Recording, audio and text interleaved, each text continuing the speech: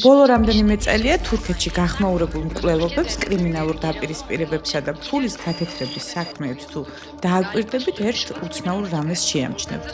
ეს ისტორიები ძალიან ხშირად საქართველოში მთავრდება, უпростоრად ბათუმში.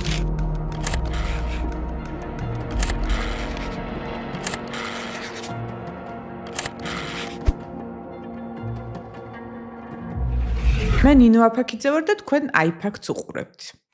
ყველაფერი 2022 წლის 8 სექტემბერს დაიწყო. სტამბოლის გადატვირთულ მოძრაობაში მოტოციკლეტით მისულმა თავდასხმელებმა მანქანა ჩაცხრილეს. შიგნით სერბული ნარკოკარტელის სკალიარის ლიდერი იოვან ვუკოტიჩი იჯდა, ის ცოლშვილის თვალწინ მოკლეს. რამდენიმე თვეში ანკარის ცენტრში კლავენ სინან ათეშს, მერე იყო კიდევ ერთი სისხლიანი გარჩევა ჰალიჩის ხიდზე, მოგვიანებით დილან და ენგინ პოლატების საქმე და მილიონების გათეთრება უკანონო ბეთინგიდან. ერთი შეხედვით ეს ერთმანეთისგან სრულიად განსხვავებული ამბებია, სხვადასხვა ხალხი, სხვადასხვა მოტივი, სხვადასხვა ქალაქი, მაგრამ თურქმა გამომძიებელმა ჟურნალისტებმა ქართველებთან ერთად ერთ საინტერესო საერთო კვალს მიაგნეს. ამ საქმეების მონაწილეებს, დამკვეთებს, შემსრულებლებს თუ მათ მფარველებს კავშირი ჰქონდათ საქართველოსთან. ეს გამოძიება პირველად თურქულმა მედიამ ფეინმა მოამზადა, ჩვენ კი ახლა ამ ამბავს ეტაპობრივად მოგიყვებით, იმიტომ რომ ეს მხოლოდ თურქეთის პრობლემა აღარ არის, ეს საქართველოსაც ეხება. რატომ აინდამენ საქართველო? პასუხი მხოლოდ გეოგრაფიულ სიახლოვეში არ არის. დიახ, პირადობის მოწმობით საზღვრის გადაკვეთა და ბათუმში გაუჩინარება წუთების საქმეა, მაგრამ ორგანიზებული დანაშაული სადმე მხოლოდ იმიტომ არ გადადის, რომ ეს ტერიტორია ახლოს არის. იქ გადადის, სადაც კომფორტია, სადაც შეუძლია ფეხის მოკიდება, სადაც ვიღაც კარგ გაუღებს, თვალს დახუჭავს, ბიზნესს გადაუფორმებს, ახალ საბუთებს მოუგვარებს და ზედმეტს არ იკითხავს, სწორედ ასე იძენს საქართველოს ამ ისტორიაში ფუნქციას. არა როგორც შემთხვევითი მისამართი, არამედ როგორც უკანა ეზო. ამ მოდელის ერთ-ერთი ყველაზე მკაფიო მაგალითი ბარიშ ბოიუნის ქსელია. ბოიუნი თურქეთის კრიმინალურ სამყაროში ჩვეულებრივი ქუჩის დაჯგუფებიდან სტამბოლის ელჩობამდე აღზევდა. მის ისტორიაში ყველაზე საინტერესო ისაა, რომ როცა პოლიცია მის წინააღმდეგ ოპერაციას გეგმავდა, ინფორმაცია ყოველთვის წინასწარ მისდიოდა. ანუ ვიღაც შიგნიდან აფრთხილებდა, როცა კრიმინალს სისტემაში კონტაქტები აქვს და ის თურქეთიდან საქართველოში გადმოდის, ეს უბრალოდ გაქცევა აღარ არის, ეს ორგანიზებული გადანაცვლებაა. ფეინის მიხედვით ბოიუნის საქმეზე არსებულ 509 გვერდიან სასამართლო დასკვნაში სიტყვა საქართველო 84-ჯერ არის ნახსენები. თურქეთში წნეხის გაძლიერების შემდეგ ბოიუნმა თავისი ქსელი ბათუმში გადმოიტანა, აქედან მართავდა ტრაფიკს, აქედანვე გასცემდა სასიკვდილო განაჩენებს.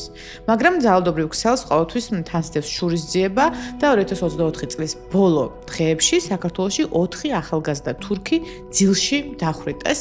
4-ვე ბოიუნის დაჯგუფების წევრი იყო. საინტერესოა, რომ 4 ადამიანის მკვლელობა ქართულ მედიაში თითქმის არ გაშუქებულა. ეს იყო ერთგვარი ომერტა, მაფიოზური დუმილის ფიცი, რომელიც ადგილობრივ ინტერესებსა და კრიმინალებს შორის უხილავ გარიგებას გავდა. ამ ეტაპზე ჩნდება მთავარი კითხვა, ვინ შექმნა ეს გარემო, ვინ აქცია საქართველოს ასეთ ადგილად. გამოძიება ერთ სახელთან მიდის, გალიპ ოზთურქი, ჩვენთვის კარგად ნაცნობი, თუ ბათუმი თურქი კრიმინალური ავტორიტეტებისთვის კომფორტულ ქალაქად ჩამოყალიბდა, ოზთურქი ნამდვილად ამ პროცესის მთავარ არქიტექტორად შეგვიძლია წარმოვიდგინოთ. კაცს, რომელმაც ბიზნესი 90-იანი წლების ნარკობარონის ფულით დაიწყო, თურქეთში მკვლელობის ორგანიზებისთვის სამუდამო პატივრობა მიესაჯა, მაგრამ როცა განაჩენის აღსრულების დრო მოვიდა, ის უკვე საქართველოში იყო და ის ჩვენთან გამოქცეულივით ნამდვილად არ ცხოვრობს პირიქით, ის ბათუმში გავლენიან ბიზნესმენად და დიდ ინვესტორად იქცა, მიიღო მოქალაქეობა, აშენებდა უნებართვო კორპუსებს, მათ შორის ხსნიდა სკოლას და პოლიტიკოსებთან ერთად ფოტოებს აქვეყნებდა, ქართულ პოლიტიკოსებთან ერთად და წერდა, რომ საქართველოს მისი მეორე სამშობლოა, ეს ყველაფერი ხდებოდა წლების განმავლობაში ღიად. კითხვა ისაა, როგორ შეძლო საქართველოში ასე მყარად ფეხის მოკიდება. 2022 წელს პოლიციამ ის დააკავა და სახლში 7 კილო კოკაინი უპოვა. ბევრი მიიჩნევს, რომ ეს უბრალოდ უსაფრთხო მიზეზი იყო, რადგან მისი რეალური ფინანსური და პოლიტიკური კავშირების გამოძიება გაცილებით დიდ სკანდალს გამოიწვევდა. დღეს ოზთურქი უკვე თავისუფალია, ადამიანი, რომელმაც ამხელა გავლენა დააგროვა, ციხეში აღარ არის. ოზთურქის შემდეგ ჩნდება ახალი სახელი დერქან ბაშერი. ბაშარის სახელი სოციალური მედიის ვარსკვლავების დილან და ენგინ პოლატების სკანდალში ამოტივტივდა. ეს წყვილი იმით გახდა ცნობილი, რომ დღეში 750,000 ლირას ხარჯავდა და გამოძიებამ დაადგინა, რომ ამ ფუფუნების უკან უკანონო ბეთინგიდან მიღებული მილიარდების გათეთრება იდგა, სისტემის სათავეში კი დერქან ბაშირი იყო. მისი ისტორიაც ნაცნობია, დაპატიმრება, საეჭვო გათავისუფლება, შემდეგ რამდენიმე საათში გაქრობა და ბოლოს საქართველო. გამოძიების მიხედვით ბაშარმა ბათუმში ბიზნესი სწორედ გალიფ ოსთურქის კომპანიების მეშვეობით წამოიწყო და ააწყო. რატომ გვეხება ეს ამბავი თითოეულ ჩვენგანს? როცა კრიმინალური ფული ჩვენს ეკონომიკაში უძრავ ქონებასა და სასტუმროებში ილექება, პატიოსანი ბიზნესისთვის ადგილი აღარ რჩება. უფრო საშიში კი ისაა, რომ საზოგადოება ორად იყოფა და რიგითი მოქალაქეებისთვის კანონი მთელი სიმკაცრით მოქმედებს, ხოლო ფულიანი კრიმინალებისთვის საქართველოში სრულიად სხვა დაუსჯელობის წესებია.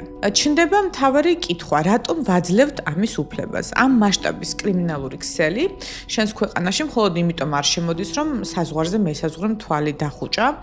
ფეინის გამოძიება პირდაპირ მიუთითებს საქართველოს სახელმწიფოს მხრიდან სისტემურ ხელშეწყობაზე და ამას კონკრეტული ფაქტებიც ადასტურებს. გამოძიების ავტორები საქართველოს პირდაპირ ადარებენ ჩრდილოეთ კვიპროს, ტერიტორიას, რომელიც თურქული ელიტებისთვის შავი ფულის და მაფიის პლატფორმად იქცა. ოღონდ განსხვავება ისაა, რომ ჩვენ დამოუკიდებელი სუვერენული სახელმწიფო ვართ, რომელიც თვალსა და ხელს ჩუა სხვისი კრიმინალური სამყაროს ოფიციალურ უკანა ეზოდ გარდაიქმნა.